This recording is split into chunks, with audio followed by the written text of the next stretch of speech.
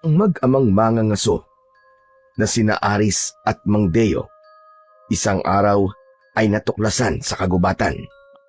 Kakaibang mga sapot ng gagambang batanlawang ang nakita nila. Noon lang sila nakakita ng ganong mga sapot. Kalaunay malalaman nilang may masamang epekto sa tao kapag nasalat ang ganong mga sapot. Hanggang sa matuklasan nilang may gumagala palang ginintoang batanlawang at ang nagmamay-ari nito ay pinuno mismo ng mga aswang na si Maruho. Mabilis na naging delikado ang sitwasyon ng baryo ni Aris simula nang matuklasan nila ang tungkol kay Maruho at sa ginintoang batanlawang. Hindi nila alam kung ano ang kanilang gagawin. Hanggang sa isang gabi ay isang ginintoang tutubi naman ang namataan ni Aris. Kinagat siya nito at lumipad palayo. Hindi naging maganda ang lagay niya pagkatapos noon at may pagbabagong naganap sa kanyang katawan. Ano kaya ang mangyayari kay Aris dahil sa kagat ng ginintoang tutubi? Matutulad din kaya siya sa nangyari sa mga kasamahan nilang mangangaso na nakasalat ng sapot ng ginintoang batanlawang? Pagmamay-ari din kaya ito ni Maruho? Paano kaya matatalo ni Aris ang kampon ng mga aswang ni Maruho? Ano kaya ang makatutulong sa kanya? Makakaya kaya niya ang sanib puwersa ng itim na kapangyarihan ni Maruho at ng ginintoang batanlawang nito na dati ay pagmamay-ari pala ng kapwa mangangaso ni Aris na si Mang Teban? Tunghayan po natin ang mga mangyayari sa kapanapanabik na kwentong ito ng katatakutan at kababalagan sa buhay ng binatilyong si Aris. Ngunit bago po ang lahat, mga idol, huwag po nating kalimutang mag-subscribe at i-hit ang notification bell sa aking YouTube channel na The Voice Addict at Apong Isaak para sa mas marami pang makapigil hiningang kwentong aswang at katatakutan mula sa mundo ng kapabalaghan. Umpisahan na po natin ang kwento. Aris! Aris anak! Lumabas ka na riyan at mangangaso na naman tayo sa gubat. Ubus na naman ang mga pang-ulam nating karne ng hayop. Wala lang laman ang kulungan natin. Sandali lang po, tay. Nariyan na po. Iahanda ko lang po itong mga sibat ko. Naku, bilisan mo na at baka maunahan na naman tayo ng ibang mangangaso. Lalo na yung si Teban na kung bakit ba naman iisa na nga lang ang matay, napakatinik pa rin. Nabibwisit na talaga ako sa taong yun. Kapag nakakasalubong natin siya, abay asar na asar ako. Napakayabang pa naman. Paniguradong magmamalaki na naman yon kapag marami na namang nahuli kaysa sa atin. Opo, ito na po ako, tay. Handa na po ako. Kayo naman, hindi na po kayo nasanay kay Mang Teban. Saka, kay tandaan nyo na, no, para pumatol pa kayo sa payabangan. Hayaan nyo, ako ang tatalo doon balang araw. Anong pinagsasasabi mo? Hoy, kahit matanda na ako, malakas pa naman ako at kayang-kaya ko pantalunin ang hungang na yon. Saka, may tinatago ka rin palang kayabangan, ha? Para sabihin ko sa'yo, marami ka pang bigas na kakainin bago mo malampasan ang kakaibang husay ng Teban na yon. Kung tinuturuan nyo kaya ako ng iba't ibang kakayahan sa pangangaso, di sana, konti na lang pong bigas ang kakainin ko. Kaya lang parang kayo naman ang ayaw na malagpasan ko . Hindi naman sa ganun, anak. Kumbaga inaangkop ko lang ang itinuturo ko sa'yo sa edad mo. Pero kung gusto mong pilitin kita, di sige. Ituturo ko na sa'yo lahat. Total sa'yo ko lang naman din ipapamana ang lahat ng abilidad ko. Mabuti na lang talaga at nagpapasalamat ako dahil inihulog ka ng langit sa akin, anak. Ano po? Inihulog ng langit? Ano pong ibig nyo sabihin?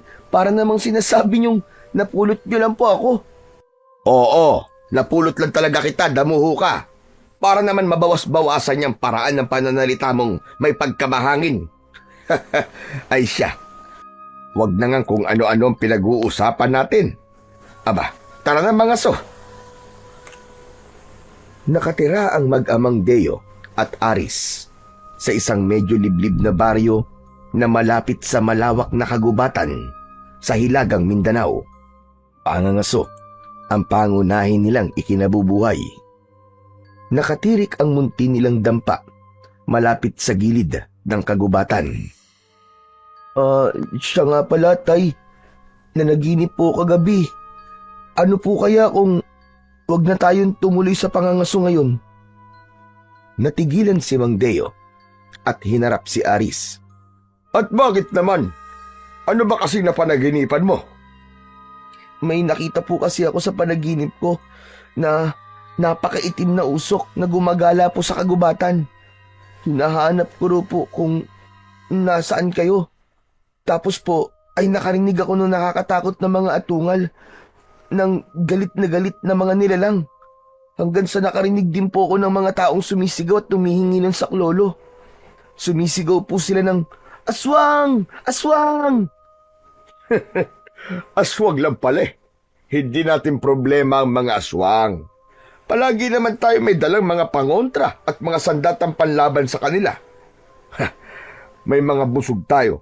Pana, may latigo rin. Palagi rin tayo may dalang pinatuyong baging ng makabuhay.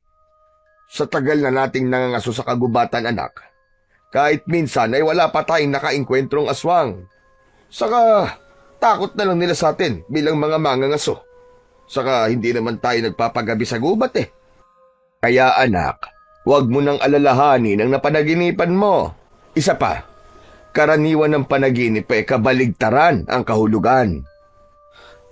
Paano naman po ang kabaligtaran ng panaginip ko? Makakakita po ba ako ng puting usok? Tapos sa halip na aswang, marami tayong hayop na mahuhuli, ganun po ba? Ayan! Tama! Ganyan na lang ang isipin mong kahulugan ng panaginip mo, anak. Tapos ang humihingi ng saklolo ay si Teban kasi walang iuuwing huli. Kaya dalian na natin. Huwag nang kung ano-ano pang panaginip ang iniisip mo. Hindi tayo mapapakain ng mga panaginip mo. Halika na!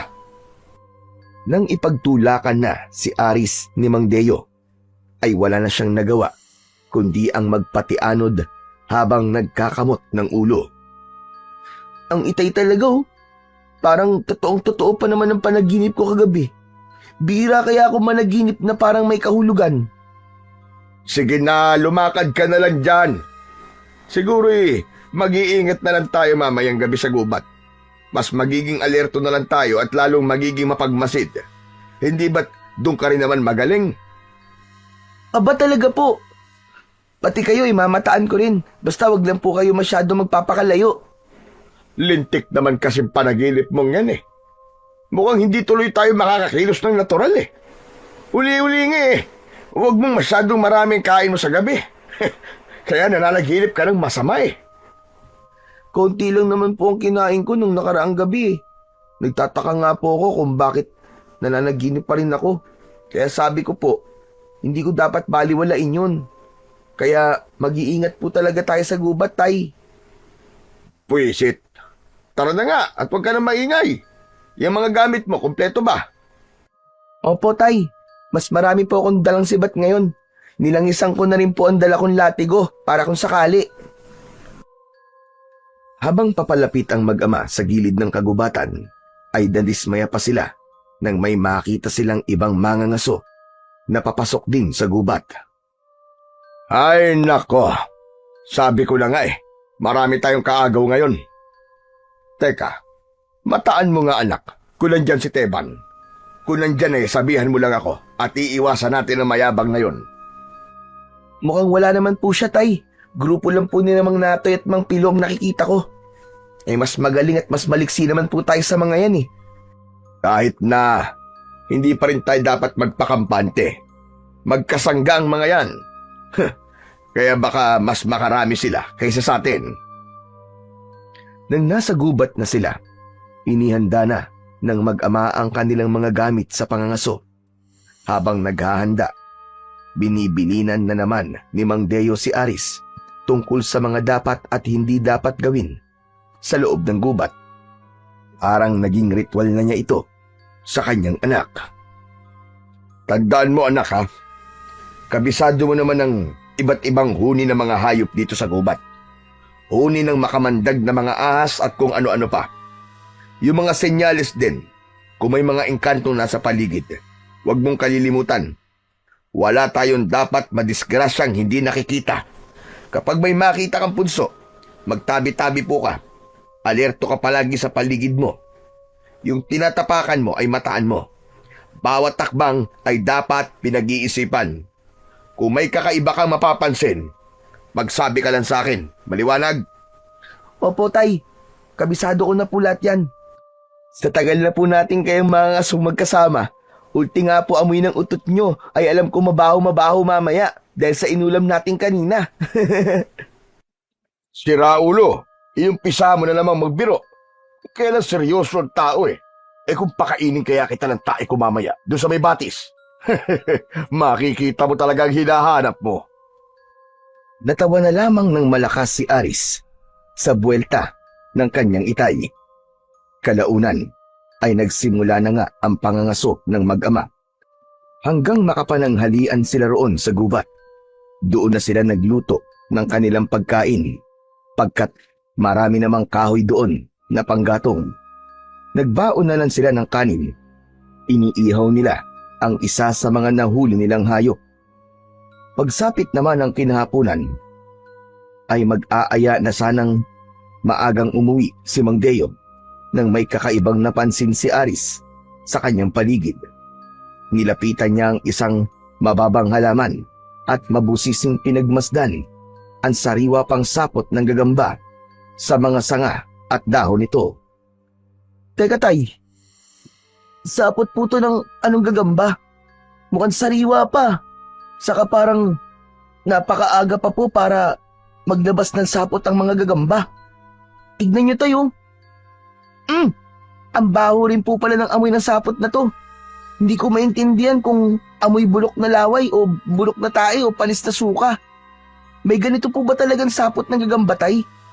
Mukha rin po siyang napakalagkit at nakakadiri ang kulay. Patingin nga ako. Tumabi ka muna anak at hahawakan ko. Ngunit mabilis na pinigilan ni Aris si Mang Deo sa tangka nitong pagsalat sa kakatuwang sapot na yon ng gagamba. Hinila pa niya ang kamay nito. Naku, Tay, huwag niyo po salatin. Nakalimutan niyo na po ba ang ilang sapot ng gagamba ay pwedeng makalason o kaya may kamandag? Lalo na po ito, nakakaiba at ngayon pa lang natin nakita. Oo nga pala, no. Pasensya na anak, nakalimutan ko. Pero mukha naman itong sapot lang ng gagambang batanlawang.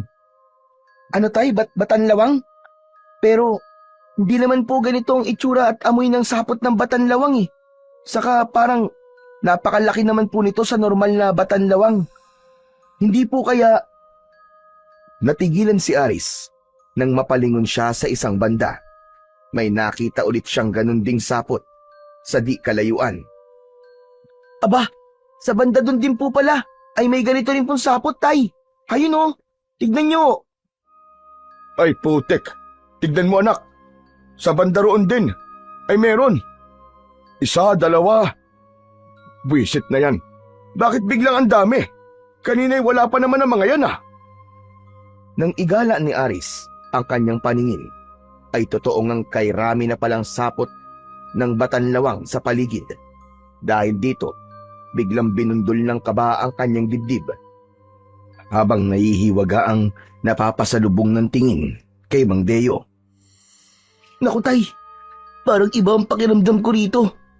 Ngayon lang po tayo nakakita ng ganito sa gubat. Ano po kaya ang ibig sabihin nito? Ito na po kaya ang ipinahihiwatig ng panaginip ko? Hindi naman siguro anak. Nasa naman ang itim na usok dyan sa mga sapot na yan? Wala naman, di ba? Baka sadyang dumami lang ang mga gagambang batanlawang sa gubat. Kaya ganyan. Nakalimutan niyo po agad, Tay. Kayo rin po may sabi kanina, nakabaligtaran ang kahulugan ng mga panaginip. Yung itim na usok po ay baka naging puti. At ito na nga po yun. Sapot po ng batanlawang. Tapos sa halip na ako Ang hahanapin mong nawawala ay ikaw pa ito mawawala, ganun ba? Talagang siraulo kang bata ka. Tinatakot lang natin ang mga sarili natin eh. Kapag ikaw ang nawala, hindi kita hahanapin. Ang sama niyo naman po, Tay. Hindi niyo talaga ako hahanapin. Paano pinag-aalala mo ako sa mga sinasabi mo eh. Ayokong isipin ang ayaw na ayaw kong mangyari sa kahit na sino sa ating dalawa. Ay nako, ang mabuti pa ay tara nang umuwi.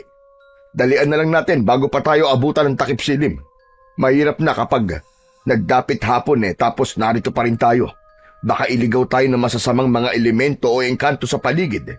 Itong mga sapot na to, baka nga kagagawan na ito ng mga elemento eh. Paano po pala kung kagagawan ng aswang, Tay? Hindi. Yung kabaligtaran ng aswang ang isipin mo. Kung diwata siguro o mabuting engkantado, ay mas mabuti pa. Kaya lang parang hindi ako naniniwala sa engkanto o diwata. Lalo naman pong hindi ako naniniwalang kagagawan to ng engkanto o kaya inang diwata. Malabo pong magpalabas ng kahit na anong mabawang isang diwata, Tay. Sa pagkakaalam ko malilinis at mababango ang mga diwata. Ay naku, tumigil ka na nga muna, Aris. Ang mahalaga muna ngayon ay makalabas na tayo habang maaga pa dito sa gubat na to. Tutale, sapat na itong mga nahuli natin para sa 1 linggo. Aalagaan at sisikapin na lang natin paramihin ng iba rito para hindi na tayo mangaso. Sige na nga po. Basta iwasan po ninyong masaling ang mga sapot na madaraanan natin. Iba po talaga ang kutob ko sa mga yan, Tay. Ngunit hindi pa man nakakalayo ang mag-ama. Walang ano-ano, nakarinig sila ng kaluskos sa kanilang paligid. Nagkatitigang napahinto sila, saglit, at nakiramdam. Naririnig mo ba naririnig ko, anak? Ihanda mo ang sibat mo at baka may mahuhuli pa ulit tayo. Makaraan ay nakarinig naman sila ng iniipit na ungol na parang may iniinda na kung ano. Teka, Tay. Mukhang hindi naman po hayop yun. Ungol po yata ng tao. Alerto nilang hinanap ang pinaggagalingan ng ungol. Maingat nilang hinawi ang matataas na mga damo, mga halaman at ilang lalambi-lambiting mga baging mula sa mga puno. Nang mahanap nila ito, ay pareho silang nagulat. Lumarawan ang pagtataka at pag-aalala sa kanilang mga muka. Ang nakita nila ay isa sa mga kasamahan ni Mang Pilo. Sapu-sapu nito ang dibdib na bahagyang nababalot ng malagkit na sapot na tulad ng nakita nila kanina. Sinubukan nila itong kausapin at tanungin kung anong nangyari, ngunit tila wala na sa sarili ang lalaki hanggang sa unti-unti na itong nawalan ng malay. Kinapa ni Aris ang pulso nito. Buhay pa naman siya, Tay. Ano po kayang nangyari? Bakit po kaya may sapot ng batanlawang ang dibdib niya? Parang napapano na siya, Tay. Kailangan may gawin tayo. Bigyan muna natin siya ng paunang lunas, anak. Ako na munang bahala. Ikaw naman ay hanapin mo at tawagin sila Pilo. Sabihan mo sila tungkol dito sa kasamahan nila. Bilisan mo. Sige po. Pero Tay, wag niyo pong sasalatin yung sapot na nasa dibdib niya. Baka po dahil yan, kaya po siya nagkakaganyan. Ngunit nang kikilos pa lang sana si Aris, pagbaling niya sa isang banda, ay siya namang narinig nilang may nagtatawag. Sinamang Pilo mismo, tinatawag nito ang pangalan ng kanilang kasama. Sinagot ito ni Aris. Dito po, Mang Pilo! Dito po! Narito po ang kasama nyo! Hindi po maganda ang kanyang lagay! Nang magdatingan, sina Mang Pilo at mga kasama nito ay napansin ni na Aris at Mang Deo na may isa pa palang kasamaan ang mga ito na nalagyan din ng sapot ng batanlawang. Sa may balikat naman ito nalagyan, wala na rin itong malay at buhat-buhat ng isa sa kanilang mga kasamahan. Ipinabuhat din ni Mang Pilo ang isa pa nilang kasamahan at kinausap si Mang Deo. Sinabihan silang mag-ingat sa gubat sapagkat may namataan daw silang gumagalang isang kakaibang kulay gintong batanlawang. Ano po? Kulay gintong batanlawang? Meron po ba nun? Sinabi ni Mang Pilo na yun daw talaga ang nakita nila. Ayon pa rito, ay hindi raw ito basta-bastang batanlawang. Matulin daw itong kumilos at ang sapot daw nito ay hindi sa puwit inilalabas, kundi papitik-pitik na idinudura mula sa bibig. Sinubukan daw nila itong tirahin, ngunit sobra raw bilis kumilos. Sinabihan din silang wag na wag sasalatin ang sapot ng ginintuang batanlawang. Matutulad daw sila sa sinapit ng isa nilang kasama na nakasaling ng sapot. Nahilo raw ito, nawalan ng malay at biglang nilabasan ng malagkit at mabahong sapot sa balikat nito. Nang maikwento lahat ni Mang Pilo ang tungkol sa ginintuang gagambang yun, ay napag-alaman na itong kailangan na nilang makauwi para maipatingin sa albularyo ang dalawa nilang kasama. Binilinan din ito sina Aris at Mang Deo na umuwi na rin sila. Delikado raw sa gubat dahil sa batanlawang yun. Nagkalat na raw sa gubat ang mga sapot nito. Nako, ang totoo yan pauwi na rin talaga kami ng anak ko, Pilo. Kung ganun sabay-sabay na tayong lumabas ng gubat na to. Mas marami tayo ay mas maigi para hindi tayo basta-basta maaatake ng batanlawang na yun, na hindi pa natin alam kung ano ba talaga at bigla na lamang silang lumitaw rito sa gubat. Sabay-sabay silang umalis sa kagubatan habang alertong minamanmanan ang paligid. Samantala, sa kabilang banda ng kagubatan, sa may pusod nito, ay naroroon si Mang Teban. Nakaluhod ang 45 anyos na mangangaso. May piring ang isang bulag na mata. Kaharap nito ang isang guwapo, ngunit matanda ng engkantado na may mapupulang mga mata. Mga nasa edad 50 na ito. Ito ay si Maruho. Aha!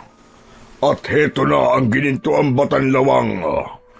May nasaputan kaya itong tao? Pues, mamayang gabi pa lang natin malalaman kung naging epektibo ang ginawa ko sa Mutsamo, Teban. At tulad ng napagkasunduan natin, simula ngayon ay ako na ang nagmamayari sa kanya. Ngunit, paano po ang pangako niyo sa akin bilang kapalit ng gagamba ko? Huwag kang mag-alala, Teban. Tutuparin ko ang pangako ko sa iyo bilang kapalit nitong mutyang gagamba mo na nilagyan ko na ng kapangyarihang itim ko. Makakasiguro kang hindi ka kakantiin ng mga kalahi ko at ang kahit sino sa buong angkan mo. Pero sa oras na hindi gumana ang ginawa ko sa batanlawang na ito, mawawala ng bisa ang pangako ko. Sa halip ay kayo pa ang unang-unang pagpepiestahan ng mga kalahi ko. Nagkakalinawan ba tayo? Oo, mahal na Maruho. Hindi po kayo bibiguin niyang gininto ang batanlawang. Ilang beses ko na pong naipaamoy at naipaligo sa kanya ang inyong laway, tulad ng iniutos niyo sa akin. Pues, malalaman natin mamayang gabi. Siya nga pala, nasa na ang ipinahanda ko sa iyong konti ng inyong dugo ng asawa mo. Kailangan maipaamoy ko sa mga alagad ko para makabisado nila ang amoy ng dugo ng angkan mo. Sa ganung paraan, ay hindi na nila kayo kakantiin. Halatang medyo nag-aalangan pa ng konti si Mang Teban kung ibibigay ba nito ang hinihiling nito o wag na lang. Pero bandang huli ay apurang inilabas niya ang 2 botelyang naglalaman ng kaunti ng kanilang dugong mag-asawa. Narito na po, mahal na Maruho. Ito po kunin nyo. Hindi ko po pinaghalo para mas klaro ninyong maaamoy. Salamat sa pagtitiwala, Teban. Ngayon ay makakaalis na ako. Hindi ko na mahintayang gumabi. Natatakam na ako sa sariwan dugo at mga laman loob ng tao. Nakayuko namang yumukod si Mang Teban nang mabilis na umalis ang engkantado. Ngunit ang totoo ay pinuno ng mga aswang na nakainkwentro niya minsan isang gabi. Kumuntikan itong tangayin ang kanyang anak na babae. Mabuti na lang at napakiusapan pa niya itong huwag lapain ang anak. Noon niya naisipang ialok ang taglay niyang mutya ng ginintuang batanlawang. Ang maruho na yun. Kung mas maaga ko lang napagana ang mutya ko, sana'y natalo at napatay ko na siya noon pa.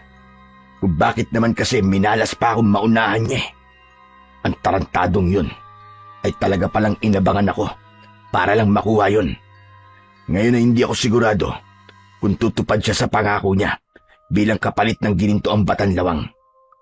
Ano na lang ang gagawin ko kung sakali? Saka, paano pala ang isa ko pang anak na hindi ko pa nahahanap? Sana nga ay maamoy din nilang kadugo ko siya at hindi siya saktan. Nang pagkakataong yun, ay hindi napansin ni Mang Teban ang isang ginintoang tutubi na aali-aligid. Basta na lang itong dumating bandang alauna, malapit sa kanyang kinaroroonan. Dumapo ito sa sanga ng isang mababang halaman at tila taong nagmamasid-masid at nakikinig. Makalabas na nga sa gubat na to.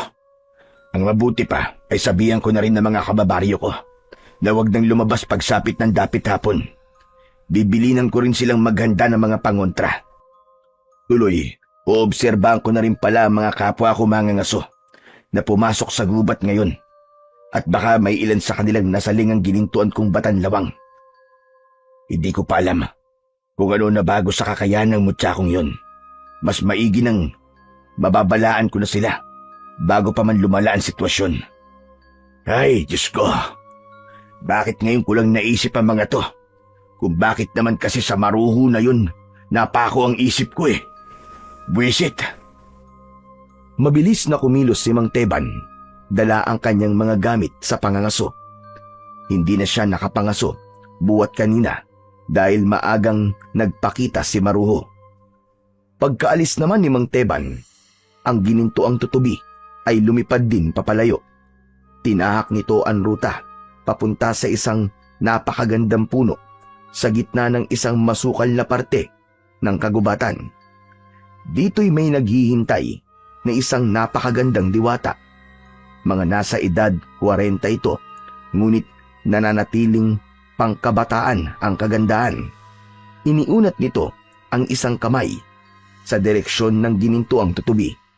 Dumapo rito ang insektong yon at tila nangungusap na tumango-tango. Ang pangalan ng diwatang ito ay Ayefa. Siya ang may alaga ng mga ginintoang mga insekto sa kagubatan, kabilang na ang ginintoang batanlawang na palihim nitong ipinagkaloob kay Mang Teban. Ano ang balita, mahal kong tutubi? Sabihin mo sa akin ang lahat ng nakita mo sa gubat. Biglang umilaw-ilaw ang dalawang maliliit na antena ng tutubi habang muling tumangutango. Nasagap naman ni Ayefa at naintindihan ang ipinapahiwatig nito. Nagkamali talaga ako na si Mang Teban ang pinili kong maging tagapagdala ng ginintuang kong batanlawang. Hindi ko akalain ganun lang niya ito kadaling isinuko sa maruho na yon. Akala ko pa naman ay talagang matapang siya.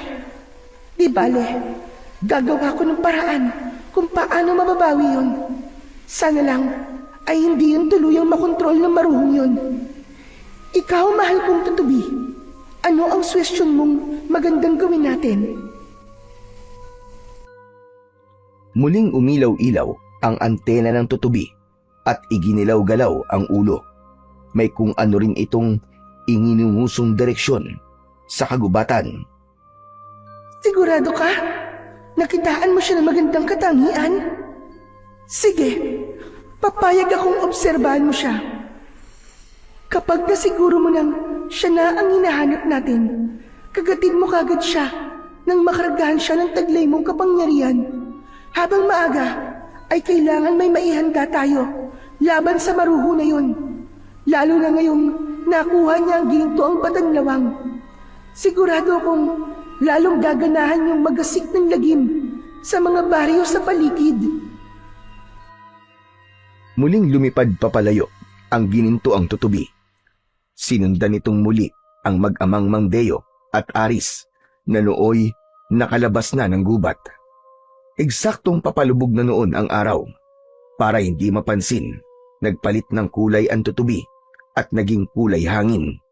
Hindi nakikita. Dalian nating umuwi ng bahay, anak. Pagkalapag natin itong mga huli natin, ay ikaw nang bahalang magkulong nito sa kulungan, ha? Kailangan puntahan ko rin si Pilo. Tutulungan ko silang dali ng dalawa nilang kasama kay Kaberta na albularya. Kailangan malaman ko kung ano talaga nangyari sa kanila. Itatanong ko rin tuloy kay Kaberta kung ano nasa likod ng gininto ang batanlawang na nakita ni Pilo. Sige po, Tay. Kayo po ang bahala. Basta mag-iingat po kayo. Saka yung kabilin-bilinan ko po sa inyo. Wag na wag niyo pong sasalatin ng sapot sa dalawang kasamahan ni Mang Pilo. Oo, anak. Huwag ka mag-alala. Ikaw na rin pala ang bahalang magluto ng panghapunan natin, ha? Sandali lang naman siguro ang pupuntahan ko. Saka, pagkaalis ko, huwag mo rin kalimutang magsabit ng mga pangontra sa bahay natin. Huwag na huwag ka rin lalabas, lalo't napakalapit ng bahay natin sa gubat. Naku, Tay. Malaki na po kaya ako. Kayang-kaya ko na po ang sarili ko. Saka, hindi po ako natatakot sa kahit na anong kampo ng dilim. Wala lang sa akin kung sakali mang pumunta sa bahay ang sinasabi ni Mang Pilo na gininto ang batanlawang. Kung gusto nyo, hulihin ko pa yun para maisangla natin Ang yabang mo talaga. Kung natatandaan mo sinabi ni Pilo, hindi raw yung basta-basta batanlawang. Baka alagayin ng engkanto, kaya mabilis kumilos. Kaya pagkaalis ko, isara mong maigi ang pinto at mga bintana natin, ha? Sige na nga po. Dalian na nga po natin. Kanina pa ako nangangawit sa buwat-buwat kong mga to Kayo talaga, Tay, kahit kailan napakaseryoso nyo talaga. Di nyo man lang masakyan ang mga pagbibiro ko. Sira ulo ka pala Kung magbiro ka kasi, kung kailan naman napakaseryoso ng sitwasyon. Kung ibinabagay mo sana, di madali lang kitang sasakyan. O siya, dalian na natin. Pagkauwi nga nila at matapos mailapag ang mga daladala, nagmamadali na kagad umalis si Mang Deo. Daladala pa nito ang ibang gamit sa pangangaso na magagamit nitong pangdepensa sa sarili kung sakaling may makakasalubong siyang elemento sa daan. O sige na, Aris, alis na ako. Ikaw na munang bahala rito, ha? Sige po, Tay. Umalis na po kayo. At wag na po kayong babalik dito kahit kailan. Si Raulo, pagbalik ko'y malilintikan ka talaga sa akin, bata ka.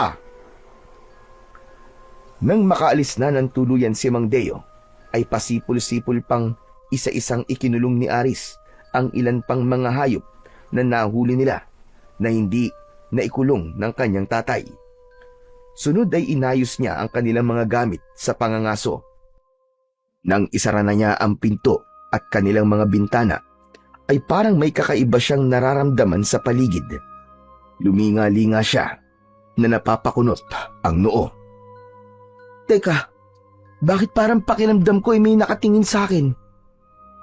Mag-isa ko lang ba talaga rito?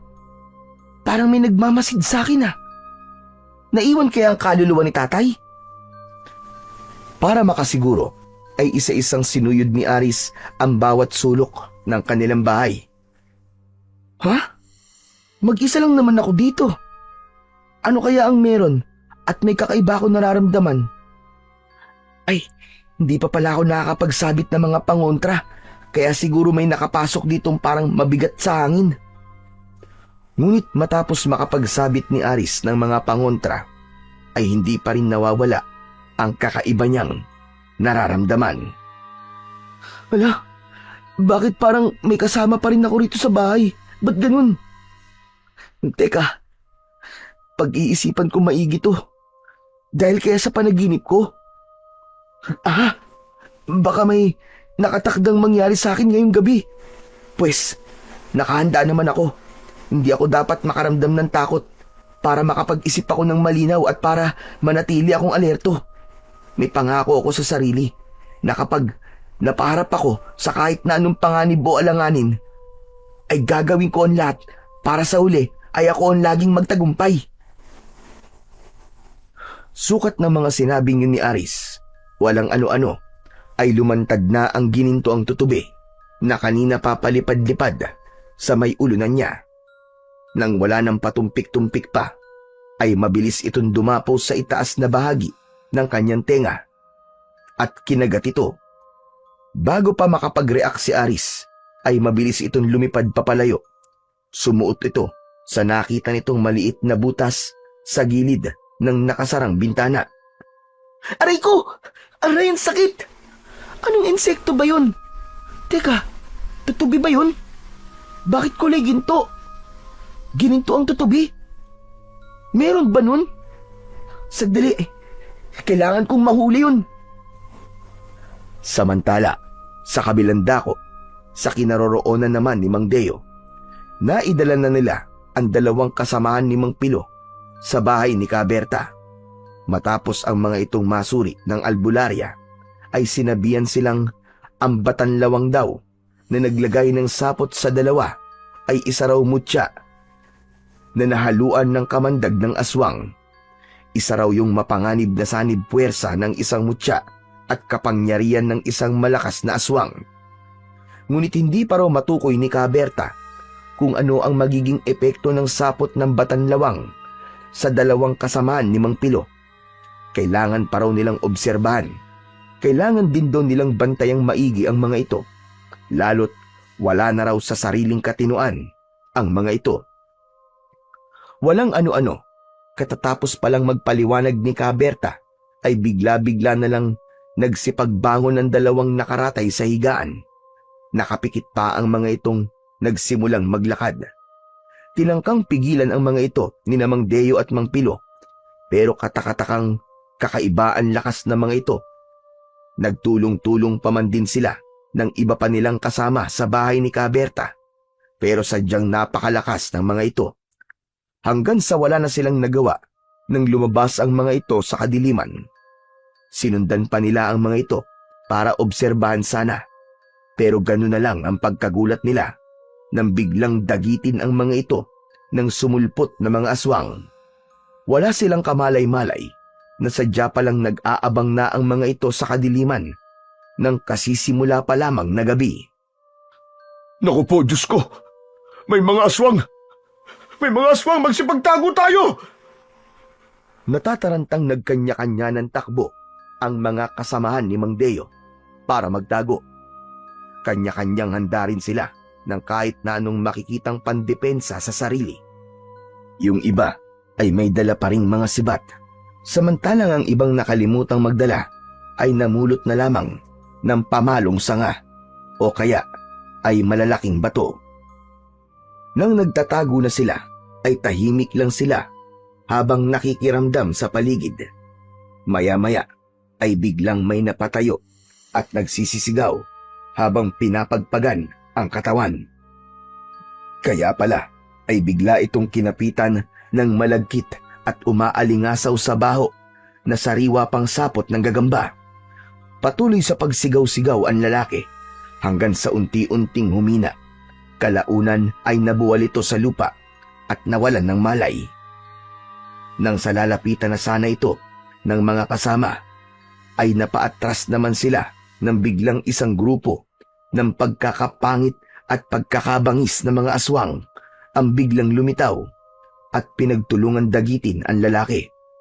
Natulala na lang ang mga kasamahan ni Mang Deo at Mang Pilo nang masaksiyan nila kung paano nagkapira-piraso ang katawan ng kanilang kasama dahil pinag-agawan ito ng mga aswang. Nagkanya-kanyang baltak ang mga ito at mabilis na nagsitakas palayo. Sa puntong yun ay natakot na talaga sila at tuluyan na ring nagsitakbo patakas. Nauna si Mang Pilo at panghuli si Mang Deo. Walang lingon-lingon sa pagkaripas ng takbo si Mang Deo. Talagang natakot ang matanda kahit may dala naman sanang mga sandata. Habang tumatakbo ay inihahampas-hampas ang mga ito sa kanyang palibot para wala talagang aswang na makalapit sa kanya. Nang makarating si Mang Deo sa kanilang bahay, ay siya namang kalalabas lang ni Aris para sundan ang ginintuang tutubi. Nagkagulatan pa silang mag-ama. Tay, teka, bakit tumahangos po kayo ng takbo? Ano po nangyari sa inyo? Para kayong takot na takot ah. Anak, pumasok ka kagad sa bahay, dalihan mo. May gumagalang aswang. Delikado dito. Nilapan nila yung isang kasamaan kanina ni Pilo. Grabe anak, nagkagutay-gutay talaga ang katawan niya sa harap namin mismo. Po, mga aswang, sigurado kayo? Sige na anak, pumasok na tayo sa loob at haharangan ko ang pinto. Mamaya ka na magtanong, dali na. King ina, delikado na ang buong baryo natin. Dali-daling hinila ni Mang Deo ang naguguluhang si Aris papasok sa kanilang bahay. Makaraan ay nilagyan kagad ng harang ang isinaradong pinto at sinabitan ng tirintas ng bawang at mga pangontra. Tay, totoo po ba? Nilapan ng aswang ang isa sa mga kasama ni Mang Pilo. Oo anak, totoo. Pinaghati-hatian nila ang katawan niya. Kanya-kanyang baltak sila at halatang gutom na gutom ang mga aswang na yun na talaga namang nakakatakot ang mga itsura. Biruin mo, napakapupula ng kanilang mga mata at parang may ekstra silang isang pares ng mga kamay sa kanilang tagiliran na parang sa gagamba. Ano po? Parang sa gagamba? Yung dalawa po tay, kumusta naman po sila? Wala na. Dinagit din sila ng mga aswang anak na sobrang bilis din kumilos. Bigla na lang kasi silang tumayo at naglakad palabas. Nang pigilan namin, pambihira. Napakalakas nila. Wala kami nagawa kahit tangkain namin silang pigilan. Tapos ayun na nga, bigla na lamang may naglitawang mga aswang sa paligid at mabilis silang tinangay palayo. Malamang, nalapa na rin ang mga yun. Hinihingal pa rin si Mang Deo habang nagsasalita, kaya sandaling tumigil para bumawi ng hinga. Si Aris naman ay parang nahihirapang ilarawan sa isip ang mga ikinuwento ni Mang Deo. May napansin pa pala kami kanina anak. Yung palang mga aswang na nakita namin kanina ay nagbubuga ng sapot mula sa kanilang bibig. Yung huling nalapa nila ay nabugahan ng sapot. Nagsisisigaw siya pagkatapos mabugahan hanggang sa unti-unti siyang nawalan ng malay at bumagsak sa lupa. Doon na siya bigla sinugod ng mga aswang. Diyos ko po, nakakakilabot talagang pangyayaring yun. Naku, grabe naman po. Ibig sabihin ay hindi lang po sa Batanlawang nagmumula ang sapot. Sa mga aswang din po pala yun. Baka kalahating aswang po sila at Batanlawang. Teka, maalala ko pala yung sinabi ni Kaberta. May sinabi siyang mutya ng ginintuang Batanlawang na nahaluan daw ng kapangyarihan ng malakas na aswang. Sanib puwersa raw ang nangyari. Po, sanib puwersa? Pwede po pala yun na magsanib puwersa? Ang isang mutya at kapangyarihan ng aswang? Di po ba magkakontra po yun, tay? Paano po nangyari yun? Hindi ko nga rin alam anak kung paano nangyari yun. Wala rin naman sinabi si Kaberta. Basta sinabi niya lang ay mapanganib daw ang ganoong sanib puwersa. Saka baka sadyang makapangyarihan ng aswang na yon na naglagay ng kanyang puwersa sa mutya ng ginintoang Batanlawang. Siguro ay pinuno siya mismo ng mga aswang. Kung ganun po, ay paano natin malalabanan ng mga aswang na yun, tay? Lalo na po ang pinuno. Ano po ang gagawin natin, tay? Kailangan may gawin tayo. Kawawa po ang mga tao rito sa atin kapag dumalas po ang pagsalakay nila. Sa ngayon anak, ay wala pa tayong magagawa. Kailangan pa natin ng sapat na nalalaman tungkol sa mga aswang na yon bago tayo makapaghanda ng pangontra o panlaban sa kanila. Ano naman ang magiging laban natin sa sanib puwersang mutya ng ginintoang Batanlawang at kapangyarihan ng pinuno ng mga aswang? Bagay nga po. Sa palagay po ay kailangan natin ng isang mutya na kakontra ng mutya ng Batanlawang. Saka, saan naman po kaya natin pwedeng isanib puwersa? Kay Kaberta po kaya na isang magaling na albularya. Pwede nga yung naisip mo anak. Kaso ang problema natin ay paano at saan tayo makakahanap ng mutya na kakontra ng Batanlawang? Kaya nga po paano kaya yun mahahanap? Ewan ko ba? Ang alam ko lang, kapag kumukulog daw at kumikidlat sa ating gabi, ay may nabubuo raw na mutya. Liban doon, ay wala na akong ibang alam. Saka teka nga pala anak, bakit pala lumabas ka kanina na parang may hinahanap ka? Ay, mabuti po't ipinaalala nyo, tay. May nakita po pala ako kaninang gininto ang tutubi na lumabas mula rito sa bahay. Matapos niya akong kagatin sa tenga ko. Yung po sana ang hahanapin ko. Naku, baka mutya din po yung tay na tulad ng gininto ang batanlawang. Talaga ba anak? Sigurado kang gininto ang tutubi yun? Opo, tay. Kitang-kita ko po kaninang lumipad palabas po sa butas ng bintana natin. Bago ko po yung nakita, una muna may kakaiba akong naramdaman kaninang mag-isa ko rito. Yun po bang parang may nagmamasid sa akin? Tapos yun na po, bigla ko na lang po yung nakita. Biglang nangunot ang noo ni Mang Deo at lumarawan ang pag-aalala sa kanyang muka. Tila galit na nilapitan niya si Aris. Patingin nga ng tenga mo anak. Saan banda ka kinagat? Wala ka bang kakaibang nararamdaman ngayong matapos kang makagat ng tutubi na yun? Bahagyang natigilan si Aris at pinakiramdaman ang kanyang sarili. Wala naman po akong kakaibang nararamdaman. Bukod po sa medyo umiinit po ang tenga ko. Paanong umiinit? Sinalat ni Mang Deo ang parehong tenga ng anak habang hinahanap ang bakas ng kagat ng tutubi. Aba, mainit-init nga ang tenga mo anak. Kailangan matapalan ko kagad ng herbal ang tenga mong nakagat. Tapos ay pahira natin ng pangontrang langis. Baka katulad din ng gininto ang tutubing yun, ang gininto ang batanlawang. Baka parehong pagmamay-ari yun ng pinuno ng mga aswang. Biglang namutla roon si Aris dahil napagtanto niyang posibleng ang ganon. Naku, wag naman po sana, tay. Ayoko po matulad sa mga kasamahan ni Mang Pilo.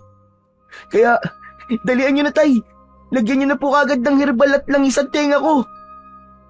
Nagmamadali namang kumilos si Mang Deo at inihanda ang mga kailangan. Pero matapos nilang malagyan ang tenga ni Aris, ay parang wala namang naging epekto ang mga yon. O ano anak, ano na ang pakiramdam mo ngayon? Diyan sa tenga mo, bumuti ba? Mas lalo naman po yatang umiinit, tay. Ano na po kayang mangyayari sa tenga ko, tay? Habang nagsasalita pa si Aris, ay may bago na naman siyang nararamdaman sa sarili. Biglang nanlalabo ang kanyang mga mata. Nasapu niya ang kanyang mata sa pagtataka na lang ni Mang Deo. Oh, ano nangyayari sa iyo anak? Masakit ba ang ulo mo? Tay, ang mga mata ko po, biglang nanlalabo. Nahihilo po ako, tay. Alalayan niyo po ako, baka matumba ako. Sige, kumapit ka maigi sa akin anak at dadaling kita sa kwarto. Mabuti pa'y mahiga ka muna at magpahinga. Hindi ko alam kung dahil ba sa pagod mo yan o sa pangangaso natin kanina o baka dahil sa kagat ng tutubi. Putik o, paano magagawin ko sa iyo? Hindi naman ako pwede lumabas para tawagin si Kaberta at may mga aswang sa labas. Tay, mawawala rin po siguro kagad to. Baka dahil nga lang po siguro to sa pagod ko. Saka malabo po yatang may sa aswang ang tutubing yun, tay. Sa dami ng mga isinabit ko rito sa bahay ng mga pangontra, di sana po ay hindi nakapasok dito yun. Oo nga no, pero paano nga kaya anak kung may sa aswang pa rin yun? Sa puntong yun ay nagalit si Aris. Sinamaan niya ng tingin ang kanyang ama. Ano ba kay tay? Hindi pwedeng may sa aswang ang tutubing yun. Hindi pwedeng may mangyaring masama sa akin. Hindi ako makakapayag. O di sige anak, isipin mo na lang na wala akong sinabi sa'yo. Ako lang naman nag-aalala sa'yo. O siya, ipahinga mo na lang yan at ako na lang ang maghahanda ng panghapunan natin. Basta kung may kakaiba ka na namang nararamdaman, ay tawagin mo lang ako ha. Sandali lang at kukuha pala ako ng langis na nyug. Pahiran mo na lang muna ang katawan mo anak. Lagyan mo na rin ang mga talukap ng mga mata mo. Hanggang sa matapos maghapunan ang mag-ama, ay hindi pa rin nawawala ang nararamdamang panlalabo ng mga mata at pagkaramdam ng pagkahilo ni Aris. Kaya naman ay ipinasya niyang maaga na lang matulog. Si Mang Deo naman ay binantayan na lang muna ang anak habang pinakikiramdaman kung may nagaganap ba sa labas dahil sa mga aswang na nakita nila bandang una. May narinig siyang mga sigaw sa malayo. Ibig sabihin ay may sinasalakay pa rin ang mga aswang na yon. Gusto sanang lumabas ni Mang Deo para labanan at pagsabihan ang mga kababaryo niya, pero hindi naman niya pwedeng iwanan si Aris. Kaya naman ay nagkasya na lang siya sa pag-usal ng mahinang panalangin. Amang Diyos sa langit, kaawaan mo po ang mga kababaryo ko. Iligtas mo po sila sa kamay ng mga aswang. Magsugo ka po nawa ng magtatanggol sa amin at tatalo sa mga aswang na yon. Nagtitiwala po kami sa inyo na hindi mo hahayaang magpatuloy ang kasamaang ito. Kaya ngayon pa lang po ay nagpapasalamat na po ako kagad sa inyo. Naniniwala po kung pakikinggan nyo ko. Pagkat ito ay naaayon sa inyong kalooban, hindi lang po ito para sa akin, Panginoon, kundi para po sa mga kababaryo ko. Maraming salamat po, Diyos Ama. Amen. Hanggang sa maging si Mang Deo ay dalawin na rin ng antok sa pagbabantay kay Aris. Napahiga na lang siya sa tabi ng anak. Maya-maya, lumitaw muli ang ginintuang tutubi sa isang sulok ng kwarto ng mag-ama. Sandali nitong pinagmasdan ang dalawang parang mga inosenteng natutulog. Makaraan ay lumipad ito palayo habang ang mga matay bagyang umiilaw. Nang puntong yun ay biglang gumalaw-galaw ang mga talukap ng nakapikit na mga mata ni Aris. Ang dahilan nito ay may mga nakikita si Aris na inaakala niyang isa lamang panaginip. Teka, nasan ako? Parang nasa gubat ako ah. Saka bakit ganito ang paningin ko? Parang maraming screen. Nasan pala ang mga paa ko? Nay, para akong lumilipad na ewan ah. Pilit pinag-iisipan ni Aris kung ano ang nangyayari sa kanya, hanggang sa may kung anong nahagip ang kanyang mga matang maraming screen. Nakita niya ang isang napakagandang babae na nakasuot ng mahabang damit na kulay puti at kumukuti-kutitap. Nakaunat ang isang kamay nito sa kanyang direksyon at sinesenyasan siyang dumapo rito. Mahal kong gininto ang tutubi. Narito ka na pala. Umiilaw ang iyong mga mata. Ibig sabihin ay may dala kang bisita. Ano ang kanyang pangalan?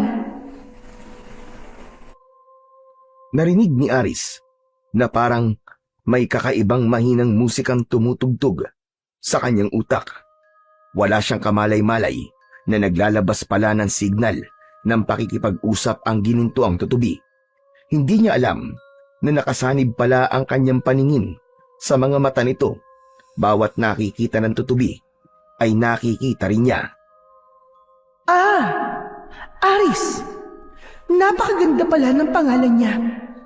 Kumusta ka, Aris? Ako nga pala si Ayefa.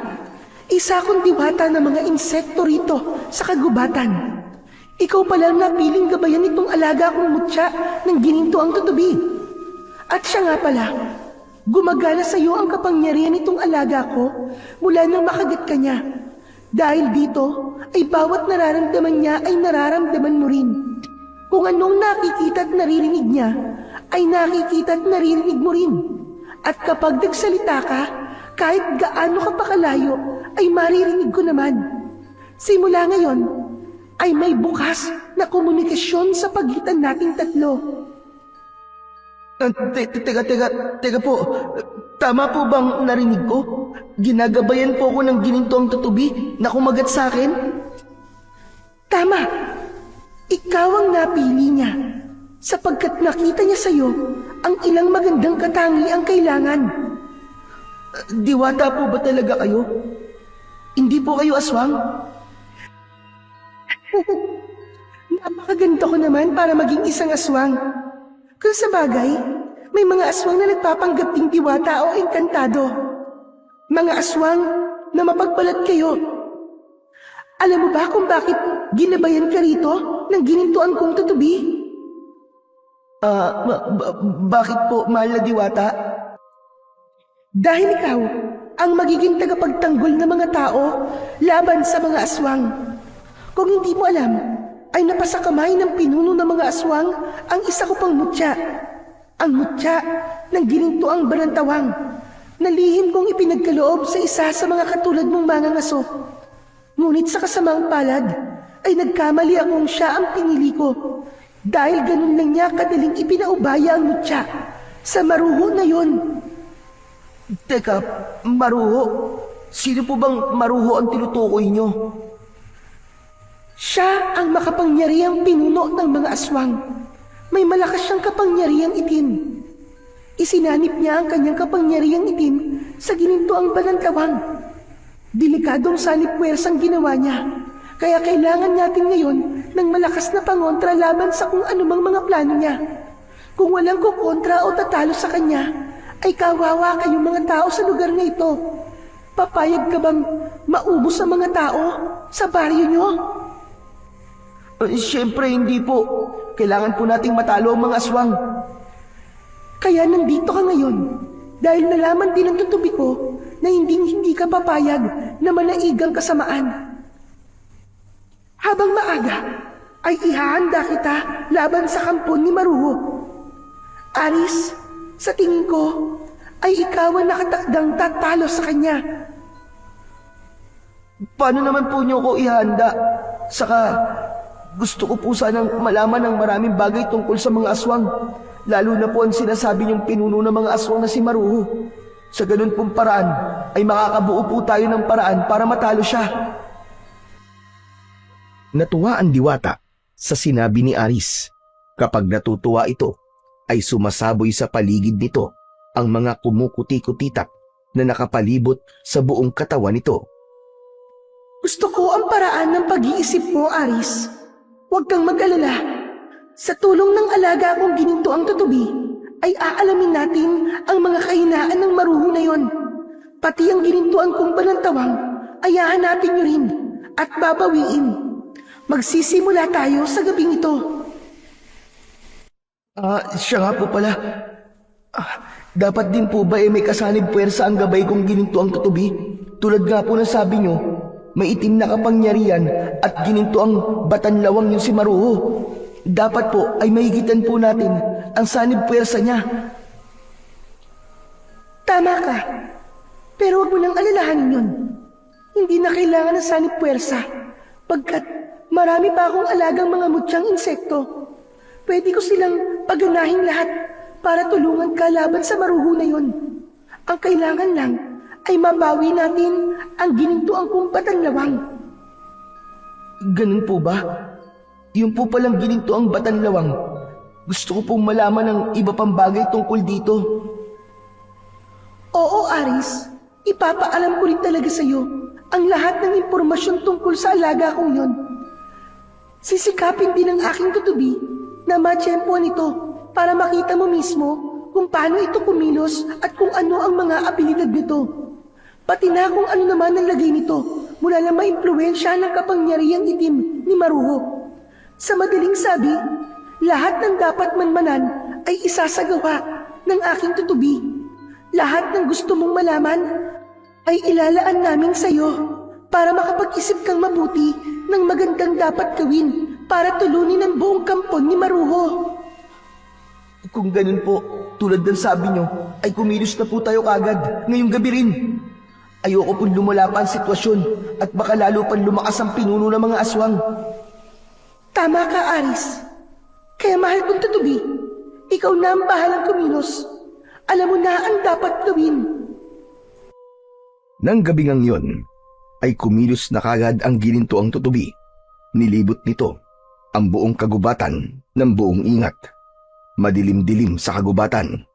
Ang tanging tanglaw ay ang nakakapasok na liwanag ng kabilugan ng buwan sa kalangitan. Hanggang sa mamataan nito ang gininto ang batanlawang na nooy naglalagay ng mga sapot kung saan-saan sa mga bandang tagun lugar para magsilbing patibong o bitag. Siyempre ay nakikita rin yun ni Aris. Mag-iingat ka, gabay kong tutubi. Baka ikaw mismo mahulog sa mga sapot na patibong ng batanlawang yun. Mataan mong maigi ang palibot mo.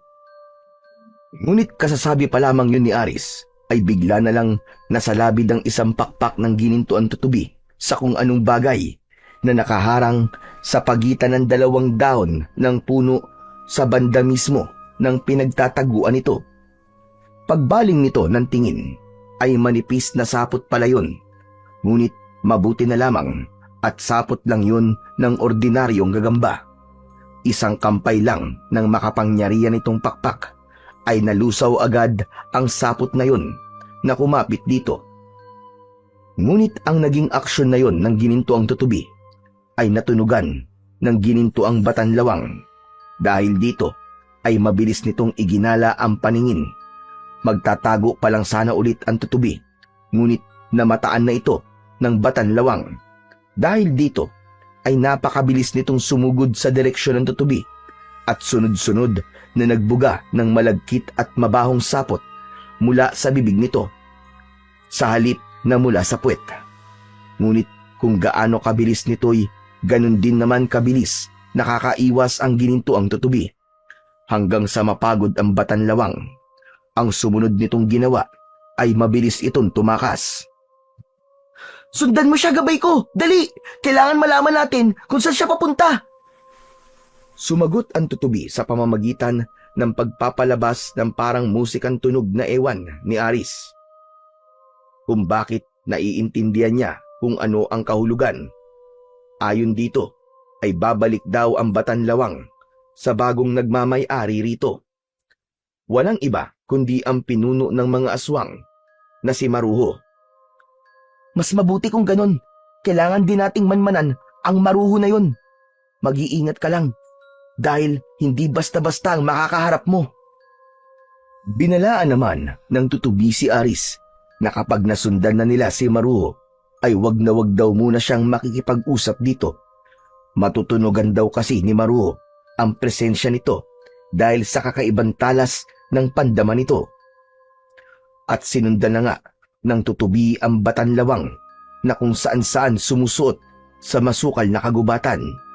Kung gaano ito katinik sa pagtatago ay ganun din naman katinik ang tutubi sa paghahanap dito, hanggang sa makarating ang ginintuang batanlawang sa isang parte ng gubat kung saan may isang lalaking nakatalikod at nakaposisyong parang nagsasagawa ng orasyon. Napakunot ang noo ni Aris habang pinagmamasdan ang bulto ng lalaking yon, pagkat parang pamilyar sa kanya. Mabilis na gumapang dito ang ginintuang batanlawang. Umakyat at tila bumulong sa tenga nito. Walang ano-ano ay natigilan sa ginagawa nito ang lalaking yon at dahan-dahang lumingon at tila may hinahanap sa paligid. Sa pagkagulat ni Aris ay nalimutan niya ang paalala sa kanya kanina ng kanyang gabay na tutubi. Napabulala siya. Ha? Si Mang Teban! Si Mang Teban, si Maruho!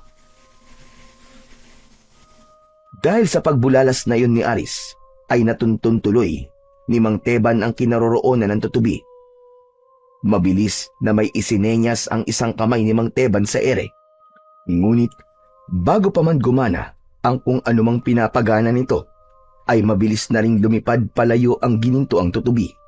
Habang tumatakas na lumilipad, ay sinisisi nito si Aris kung bakit bigla raw siyang bumulalas. Naku, pasensya ka na, gabay ko ha. Nawala sa isip ko dahil sa pagkakagulat ko nang makita ko si Mang Teban eh. Si Mang Teban pala si Maruho. Kaya pala wala siya kaninang nangangaso kami rito sa gubat.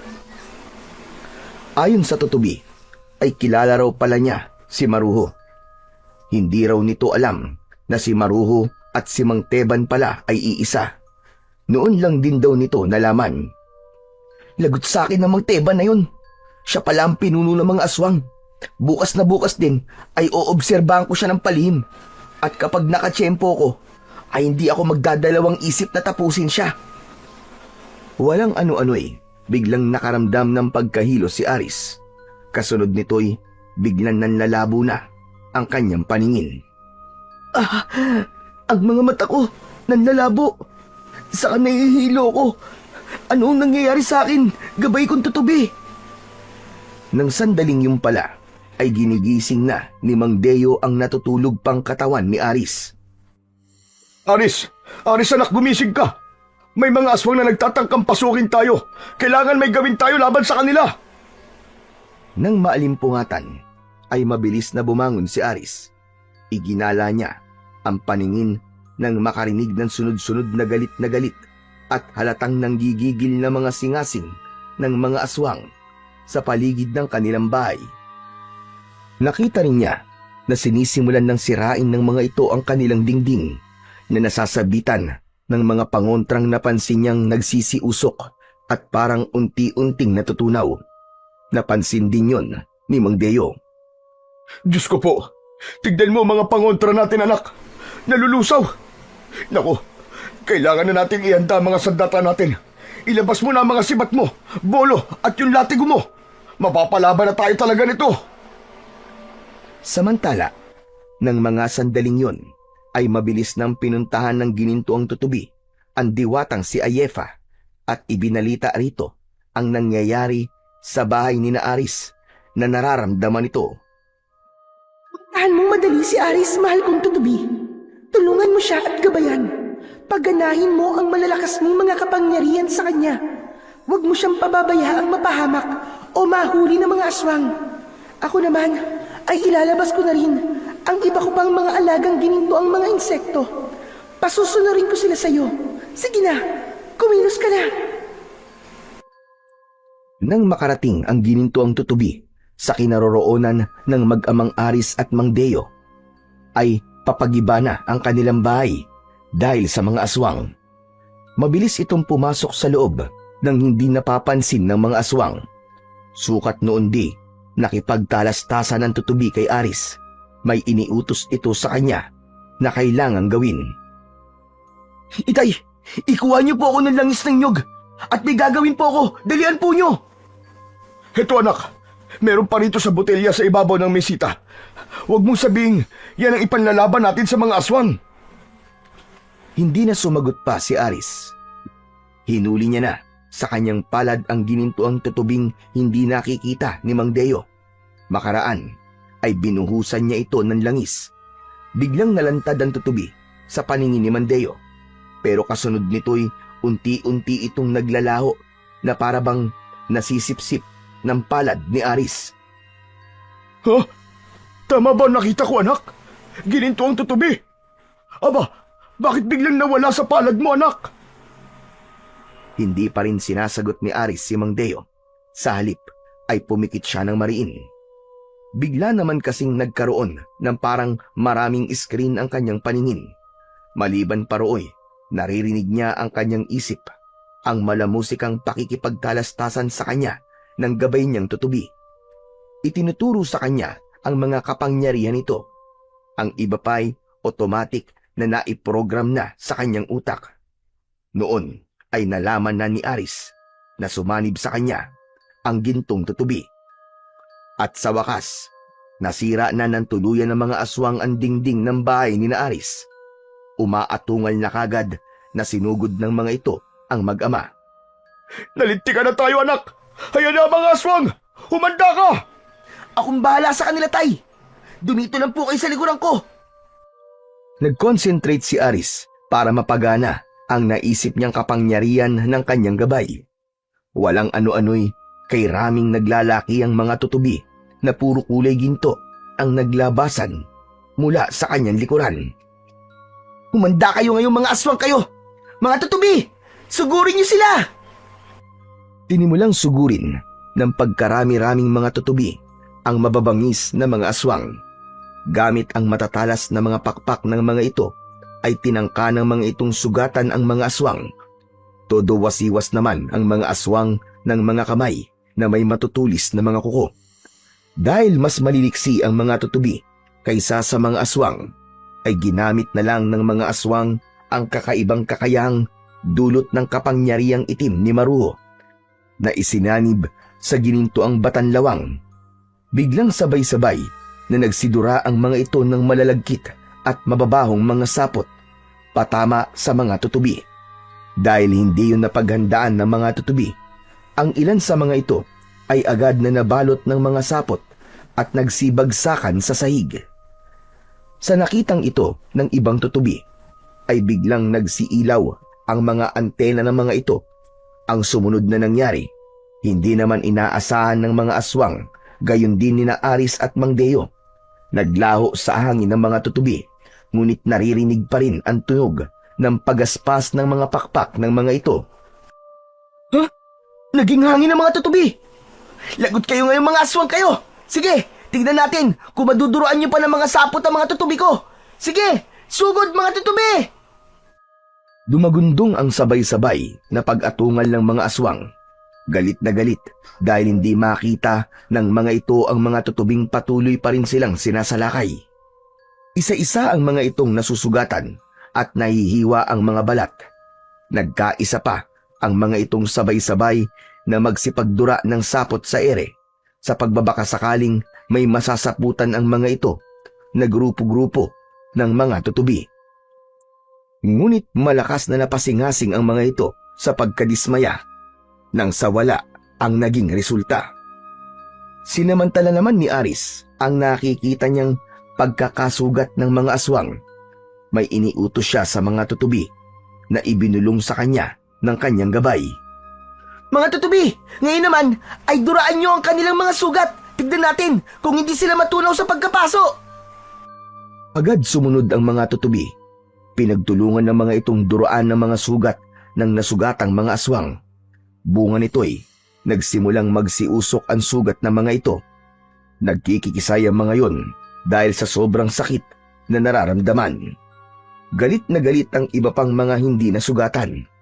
Susugod pa sana ang mga ito, pero sandaling napatigil nang mapansin ang mga naduraang mga kasamay, malakas na napasigaw. Paano'y unti-unti nang naaagnas ang mga ito hanggang sa maging abo. Ano? Sugod pa mga hungang! Kung ayaw nyo, hala sige, mga tutubi ko, ituloy ang laban! Ubusin nyo ngayong gabing ito ang mga salot na aswang na yan! Nang muling umugong ang pagaspas ng pakpak nang di nakikitang mga tutubi, natakot na ang mga aswang. Kaya naman ay mabilis na tumakas ang mga ito habang nagbubuga pa rin ng mga sapot sa kanilang likuran para hindi na sila tangkain pang habulin. Ngunit sa halip na pabayaan lang sila, sinabihan ni Aris ang mga kasama niyang tutubi na nooy lumantad ng muli. Mga tutubi, magsikalat kayo sa buong baryo at baka sa mga tao naman sila sumalakay. Wala akong tiwala sa mga aswang na yon. Sigurado akong gaganti sila sa mga tao. Agad na sumunod ang mga tutubi sa utos ni Aris. Sa kabilang banda, ang mga nangyaring yun ay nakarating kay Mang Teban. Galit na galit itong nagbabanta.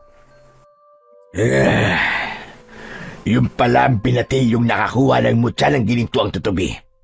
Pwes, humanda ka ngayon sa paghihiganti ko para sa mga kalahi kong pinatay mo. Lintik lang ang walang ganti. Gininto ang Batanlawang, halika, sumunod ka sa akin. Ipapatikim ko sa binatilyong yon ang bangis na kapangyarihan ko. Tulad ng inaasahan ni Aris, ay sumalakay nga ang mga aswang sa mga tao sa baryo. Grabing nabulabog at nagkagulo ang mga tao.